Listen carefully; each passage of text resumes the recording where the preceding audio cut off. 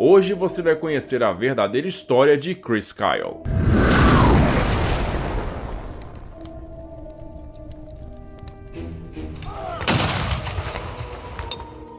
O recordista do tiro de precisão durante a Guerra do Iraque transformou-se numa lenda pouco tempo depois da sua morte precoce, fazendo-o ser mundialmente conhecido apenas como o Sniper americano. Em 1996, aos 22 anos de idade e sem um plano para sua vida, Kyle decidiu seguir uma antiga vontade pessoal e procurou o centro de alistamento militar de sua cidade, buscando se tornar um fuzileiro naval. Ao saber que ele se interessava por operações especiais, o recrutador do exército explicou-lhe sobre os Rangers e seu intenso treinamento como paraquedistas. Kyle gostou do que ouvira, mas ainda não havia se convencido. Foi quando o recrutador da Marinha explicou-lhe sobre a principal unidade de operações especiais da Força, os SEALs, e seu árduo de desistência. Os SEALs, uma sigla que significa Sea, Air and Land, são uma unidade de elite formada pela Marinha dos Estados Unidos em 1962 para realizar operações especiais, capturar ou eliminar alvos importantes e coletar inteligência atrás das linhas inimigas em ambiente marítimo, de selva, urbano, ártico, montanhoso e de deserto. Seus membros passam pelo que é considerado o mais rigoroso treinamento e usam equipamentos de primeira linha, desfrutando de status mítico dentro das Forças Armadas. Em fevereiro de 1999, Chris Kyle apresentou-se na base naval de Coronado, na Califórnia, para iniciar as 24 semanas do BUDS, o Basic Underwater Demolition SEAL, ou treinamento básico de demolição subaquática. O intenso treinamento, no qual os recrutas desistentes badalam um sino e recebem uma refeição quente por desistirem, inclui condicionamento físico, mergulho de combate e guerra terrestre. E aos 25 anos de idade, Chris Kyle, que era mais velho que a maioria dos seus colegas, suportou o treinamento pela pura força de vontade, prosseguindo em seguida para o SQT, ou Treinamento de Qualificação SEAL, que tem duração de 26 semanas, no qual ele se distinguiu na prática de tiro de precisão. Como parte da chamada Guerra ao Terror que se seguiu aos eventos de 11 de setembro de 2001, o governo George W. Bush começou uma campanha de investigação sobre a existência de armas de destruição em massa no Iraque, então controlado pelo ditador Saddam Hussein. Nos tensos meses que se seguiram, a transferência de diversas unidades militares americanas e de sua coalizão, que incluía a Grã-Bretanha, Austrália e Polônia, intensificou-se no Oriente Médio, numa medida que antecipava a abertura de um conflito armado. Dentre essas unidades estava o SEAL Team 3, que teve seus 8 pelotões transferidos para o Camp Doha, no Kuwait, em setembro de 2002. Lá, Kyle envolveu-se em suas primeiras ações operacionais, interceptando navios iraquianos no Golfo Pérsico e realizando buscas por armas de destruição em massa. Em dezembro, ao largo do Iêmen, os SEALs encontraram um navio iraquiano carregando mísseis Scud, o que aumentou ainda mais as tensões entre os Estados Unidos e o Iraque, mesmo que as Nações Unidas continuassem a mediar por uma solução pacífica. No começo de 2003, Kyle estava preocupado com a aproximação da data do seu retorno aos Estados Unidos, temendo perder a guerra que demorava a começar. Mas preparações secretas para a invasão já estavam a pleno vapor, e Kyle não teria a oportunidade de voltar para casa. Na madrugada do dia 20 de março, mísseis americanos atingiram alvos na capital iraquiana Bagdad. Naquela noite, Chris Kyle tomou o assento do artilheiro de um Desert Patrol Vehicle, ou veículo de patrulha do deserto, sendo transportado para dentro do Iraque no compartimento de carga de um helicóptero Sikorsky MH-53, com a missão de tomar o controle de refinarias na península de Al-Fal, no sul do país, na fronteira com o Irã. No dia seguinte, forças da coalizão invadiram a província de Basra, partindo de suas bases no Kuwait. Avançando rumo noroeste rapidamente ao evitar centros urbanos, a primeira divisão de fuzileiros navais adentrou a cidade de Nassiriya no dia 23, um importante entroncamento rodoviário defendido por uma amálgama de diferentes tropas iraquianas. Dando cobertura para os fuzileiros navais na cidade estava o pelotão Charlie do SEAL Team 3, ao qual pertencia o destacamento sniper de Chris Kyle. Num terraço observando uma via de aproximação usada pelos fuzileiros, Kyle distinguiu em sua luneta uma mulher que lentamente aproximava-se do grupo de militares na rua, levando uma granada de mão escondida entre seus mantos. Em sua outra mão, ela segurava a mão do seu filho pequeno. Kyle reportou a situação e recebeu pelo rádio a ordem de proceder com o abate do alvo. Mais tarde, ele se lembrou. Aquela mulher já estava morta.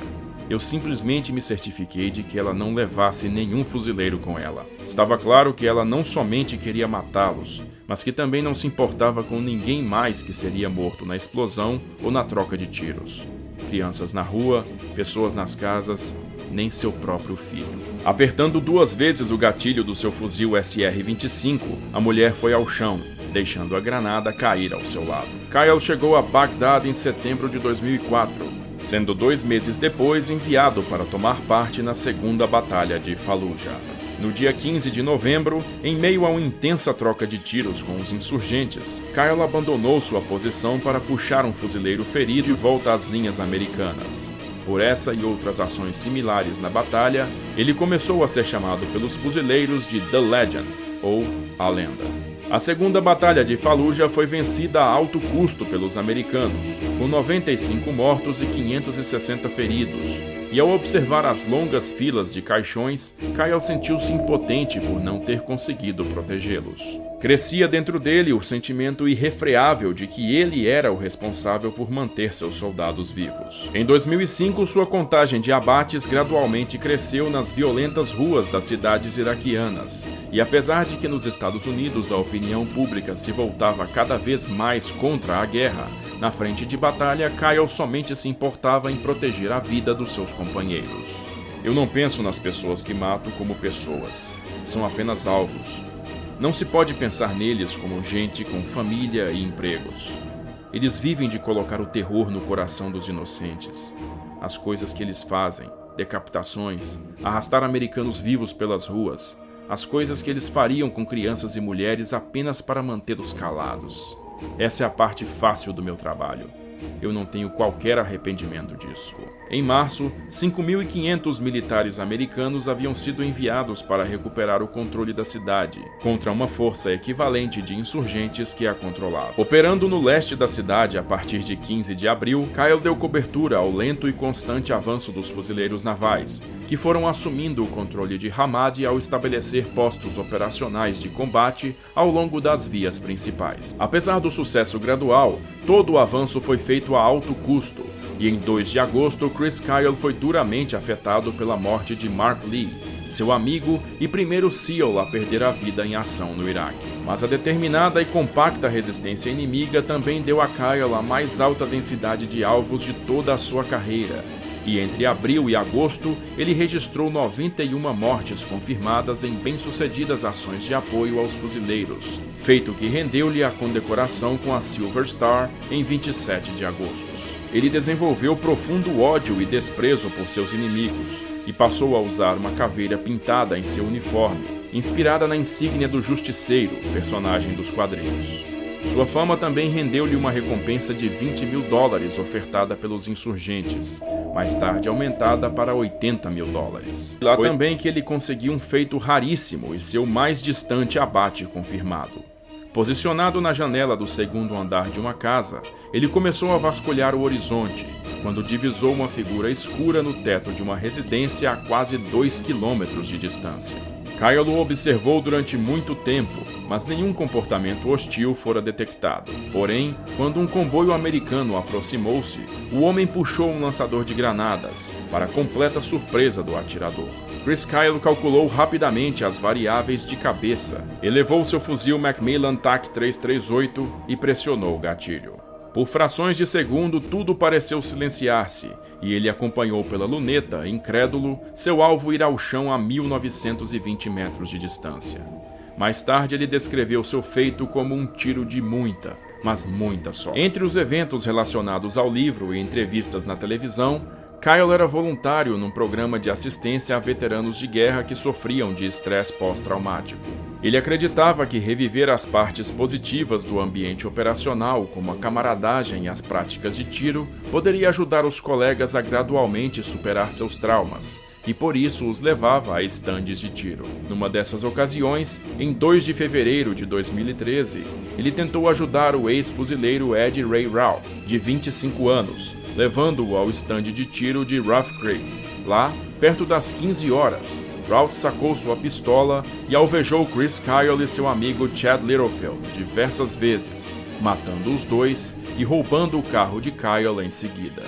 Naquela mesma noite, Ralph foi pego pela polícia e em fevereiro de 2015 foi condenado à prisão perpétua sem condicional pelos assassinatos. Seu cortejo fúnebre foi acompanhado por milhares de pessoas nas estradas até Austin, onde ele foi enterrado no cemitério estadual do Texas. Hoje, uma estátua em sua homenagem se encontra erigida em sua cidade natal de Odessa, e uma rodovia no estado também carrega o nome Chris Kyle.